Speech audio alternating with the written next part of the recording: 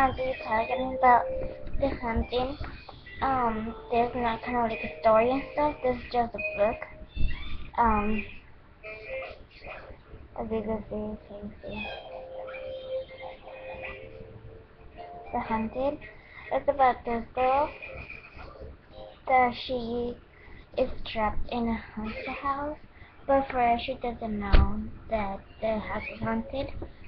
And but then in the morning nothing happens, and at the night happens everything. But one day a strange thing happened in the morning, so she started to get scared.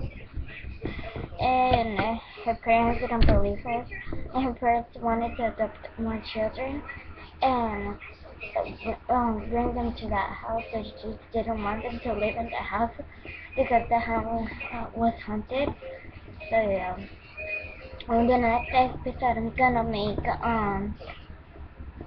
a collection of nail polish. So yeah, thank you for watching. Ciao.